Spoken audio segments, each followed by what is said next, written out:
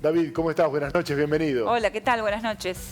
Buenas noches, un gusto estar conversando con ustedes. Bien, bien. Bueno, ayer los festejos por el aniversario de la gestión de Javier Milei. Hoy parece ser el regalo que se da a la gestión. Bueno, y es una celebración para los argentinos. ¿Cómo nos acompaña este índice? ¿Cuánto quiere decir? Bueno, sí, claramente un índice muy favorable que vino por debajo de las expectativas, como mencionaban ustedes recién, y que nuevamente marcó un descenso respecto al mes anterior. Así que creo que una excelente noticia, mucho mejor de todas las previsiones que veníamos teniendo todo el año, digamos.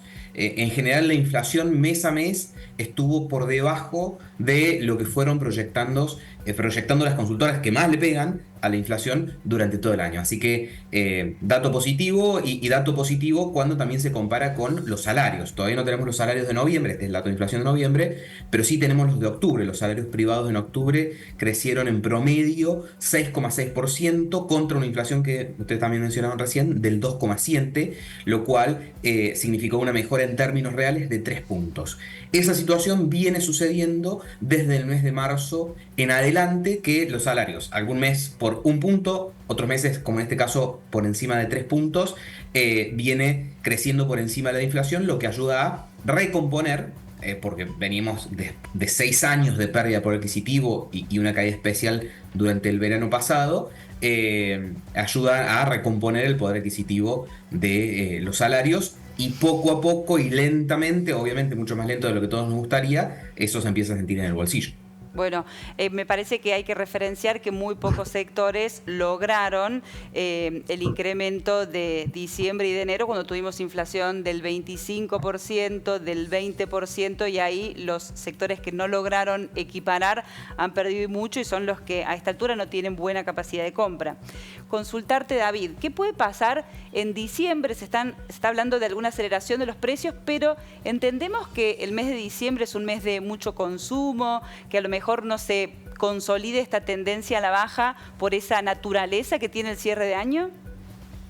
Sí, como bien decís, a ver, parte del consumo extra de diciembre es consumo de, si querés, bienes durables, porque hay mucho de regalo por Navidad y algún tipo de ese tipo de consumo, y ahí no esperamos un incremento de precios, sobre todo porque hay mucho componente importado, al mismo tiempo va desapareciendo el impuesto país, sigue la estabilidad cambiaria, entonces ahí yo no esperaría en ese segmento, digamos, un incremento de precios. Digamos, todo lo que puede ser ropa, calzados, electrodomésticos, etcétera.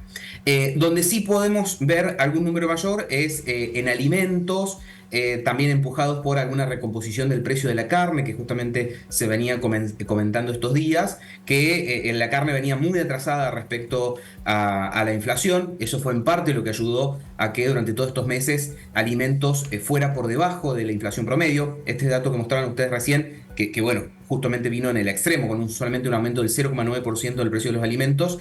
La realidad es que durante todo el año alimentos vinieron atrás del promedio de inflación.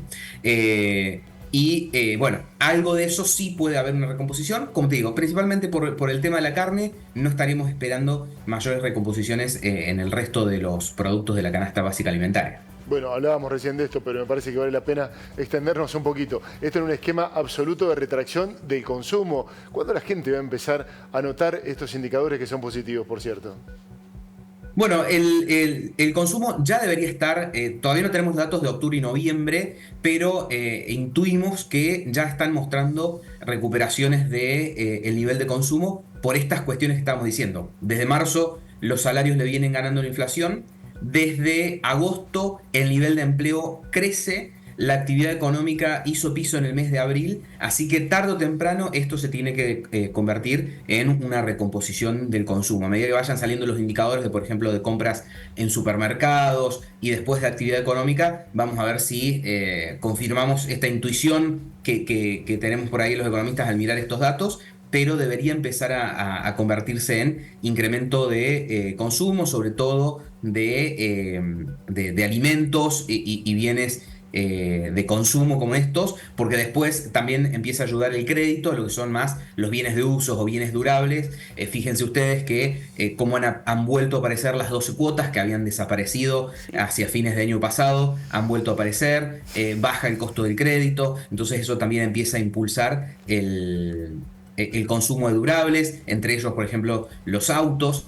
Entonces, creo que estamos en esa antesala que vamos a empezar a ver los datos a medida que se vayan publicando, que eso efectivamente va sucediendo. En esta primera mitad del año, o en esta durante toda la parte anterior del año, lo que tuvimos fue la pérdida de poder adquisitivo del verano en particular, junto con la recesión, que eso claramente retrajo el consumo, y después, cuando empezó a recuperarse, tuvimos la recomposición de las tarifas de los servicios públicos, que captó parte de esa recomposición de los salarios que estábamos hablando, ¿no? O sea, el salario se iba recuperando ante la inflación, pero gran parte del mayor ingreso disponible lo fueron captando las subas de los servicios públicos, que también ya se están estabilizando en torno a los niveles de inflación. No es que suben por encima de la inflación como sí pasó durante gran parte del año. Entonces, ahí también va a empezar a ceder uno de los factores que estuvo sacando poder de compra a las familias. Bien.